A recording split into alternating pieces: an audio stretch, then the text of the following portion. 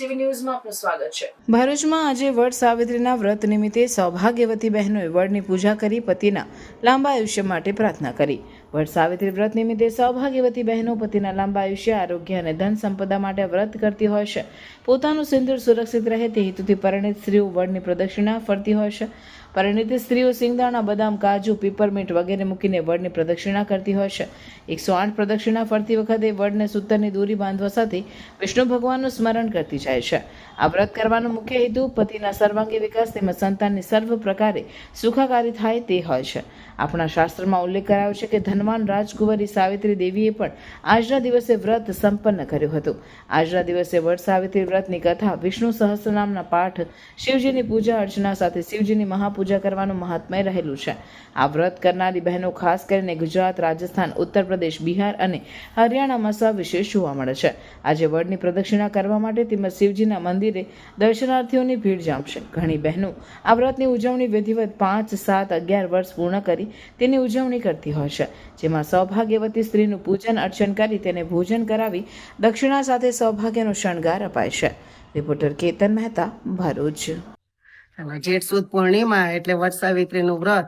આ વ્રત સ્ત્રીઓ માટે બહુ મહત્વનું છે કે પોતાના પતિના સારા આરોગ્ય માટે અને લાંબા આયુષ્ય માટે આ વ્રત કરે છે। આમ પણ આપણા સનાતન ધર્મમાં પ્રકૃતિનું ખૂબ મહત્વ છે, એટલે એ હિસાબે આપણે વડ, પીપળા, પશુ પક્ષીની પણ આપણા ધર્મમાં પૂજા કરવામાં આવે છે।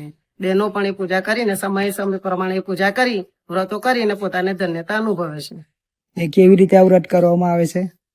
આ વ્રતમાં વડની પૂજા કરવામાં આવે છે અને વડને સૂતરના દોરા વડે 108 કે જેની પોતાની યથાશક્તિ પ્રમાણે 108 પ્રદક્ષિણા કરવામાં આવે છે અને પતિના લાંબા આયુષ્ય અને સારા આરોગ્ય માટે કામના કરવામાં આવે છે। એના માટે આપણે ઉપવાસ કેવું કઈ કરવામાં આવે છે? એના માટે આમ તો 3 દિવસનું આ વ્રત છે અને આવતીકાલે પૂનમ પછી પડવાના દિવસે ફરાળ કરવામાં આવે, પરંતુ આપણે ત્યાં ગુજરાતમાં મોટે ભાગે એક જ દિવસે આ વ્રત કરવામાં આવે છે। એટલે પૂનમને દિવસે સવારથી સ્ત્રીઓ નકોરડા ઉપવાસ કરે, પૂજા કરે, વાર્તા કરે અને આખો દિવસ આ રીતે પોતાના પતિના લાંબા આયુષ્ય અને સારો આરોગ્ય માટે ભગવાનને પ્રાર્થના કરે। વ્રતમાં આપણે એવું કઈ ખરું કે 1 વર્ષ, 3 વર્ષ, 5 વર્ષ કે પછી કાયમ આખી જિંદગી ના, કરવાનું? એ વ્રત લગભગ એવું કહેવામાં આવે છે કે એકવાર કર્યા પછી તમારાથી બને ત્યાં સુધી આખી જિંદગી શક્ય હોય ત્યાં સુધી કરવું જોઈએ। જેઠ સુદ પૂનમ ના દિવસે વટ સાવિત્રી, બ્રહ્મ સાવિત્રી દેવદેવીનું પૂજન કરવામાં આવે છે। બહેનો એમના અખંડ સૌભાગ્યવતીના વરદાન મેળવવા માટે આ વ્રત કરવામાં આવે છે બ્રહ્મ સાવિત્રી દેવદેવીનું, બરાબર છે।